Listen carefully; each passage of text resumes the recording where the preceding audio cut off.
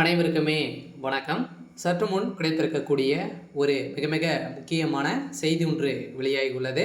சற்று முன் ஸ்டாலினை டெல்லிக்கு தூக்கிய அமலாக்கத்துறை தமிழகத்தில் பரபரப்பு, இது மாதிரி பார்த்தீங்கன்னா செய்திகள் வெளியாயிருக்கு. இப்போ பார்த்தீங்கன்னா தமிழகத்தில் ஒரு மிகப்பெரிய சம்பவம் நடைபெற்று இருக்கு இல்லையா. இப்போ பார்த்தீங்கன்னா டாஸ்மாக் கூடிய நிறுவனத்தில் நடந்த ரைடின் அடிப்படையில் இப்போ தொடர்ந்து இரண்டாவது முறையாக 2 நாட்கள் ரைடு நடந்தது. இதில் எக்கச்சக்கமான முக்கிய புள்ளிகள்லாம் பார்த்தீங்கன்னா சிக்கிட்டாங்க. பார்த்தீங்கன்னா டாஸ்மாக் நிறுவனத்தில் அதிகாரியாக மேல் இயக்குநராக வேலை செய்திருந்த விசாகன் அவர்கள் பார்த்தீங்கன்னா வீட்டில் தொடர்ந்து 2 நாட்களாகவே ரைடு நடந்தது. இந்த ரைடின் அடிப்படையில் நிறைய டாக்குமெண்ட்டுகள் சிக்கிருக்கு. இந்த டாக்குமெண்ட்டின் அடிப்படையில் தான் இப்போ முதல்வர் ஸ்டாலின் அவர்களுக்கு ஒரு மிகப்பெரிய ஒரு கேள்விக்குறியாகவே மாறிடுச்சு இல்லையா. இந்த 1000 கோடி எங்கே போயிருக்கு அப்படின்றத இப்போ பார்த்தீங்கன்னா அதிரடியாக வசமாக சிக்கியிருக்காங்க. இந்த டாஸ்மாக் ஊழல் அடிப்படையில் தான் இப்போ அதிரடியாக திமுகவுடைய தலைமைக்குமே பெரும் கதிகளையும் போய் இருக்காங்க. இதை பற்றி இந்த வீடியோவில் நம்ம முழுமையாக பார்க்கலாம். அதுக்கு முன்னாடி நம்ம சேனலுக்கு இப்போ தான் நீங்கள் முதல் முறையாக வந்திருக்கீங்க அப்படின்னா மறக்காமல் நம்மளுடைய சேனலை சப்ஸ்கிரைப் பண்ணி சப்போர்ட் பண்ணுங்கள். வாங்க வீடியோக்குள்ளே போகலாம்.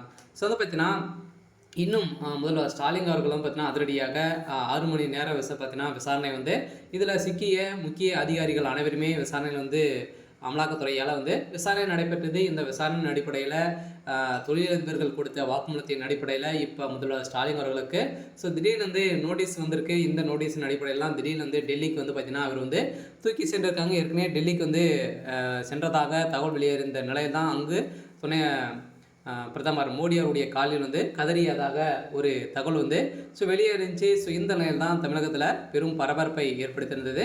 இந்த தகவல் பெரும் போலியானது அப்படின்ற மாதிரி வெளியேறி இருந்தாலுமே இப்போ திடீர்னு பார்த்தீங்கன்னா டெல்லிக்கு முதல்வர் ஸ்டாலின் அவர்கள் போய் 2-3 நாட்கள் ஆகுது, இன்னுமே வரல. இந்த நேரம் பார்த்தீங்கன்னா இந்த சம்பவம் நடைபெறுக்கு. அதனால் அமலாக்கத்துறை கஸ்டடியில் தான் முதல்வர் ஸ்டாலின் அவர்கள் இருக்கார். இதன் அடிப்படையில் இப்போ முறைகேடு நடந்த வழக்கில் இப்போ தொழிலதிபர்கள் கொடுத்த வாக்குமூலத்தின் அடிப்படையில் இது 5-6 பேர் பார்த்தீங்கன்னா இதில் வசமாக சிக்கியிருக்காங்க. அதுவும் பார்த்தீங்கன்னா உதயநிதியுடைய முக்கிய நண்பராக வரக்கூடியவர்கள் தான் பார்த்தீங்கன்னா இருக்காங்க. இதில் பார்த்தீங்கன்னா உதயநிதி நயன்தாராவுடைய பேரில் பார்த்தீங்கன்னா 1000 கோடிக்கு மேலே மெகா சொத்துக்கள் பார்த்தீங்கன்னா இப்போ வாங்கிக்கிறதுக்காக தகவல் வெளியேறிந்த நிலையில் இப்போ அதிரடியாக அனைத்து ஆதாரங்களுமே சீக்கிருக்கு. இந்த ஆதாரத்தின் அடிப்படையில் முதல்வர் ஸ்டாலினுடைய கதை ஒட்டுமொத்தமாக முடிய போது திமுகவுடைய ஆட்சிக்கும் ஒரு முற்றுப்புள்ளி வைத்தாங்க. தமிழகத்தில் இன்னும் ஒரு சில தினங்களில் திமுகவுடைய ஆட்சி ஆளுங்கட்சியாக பார்த்தீங்கன்னா இருக்க போகுது.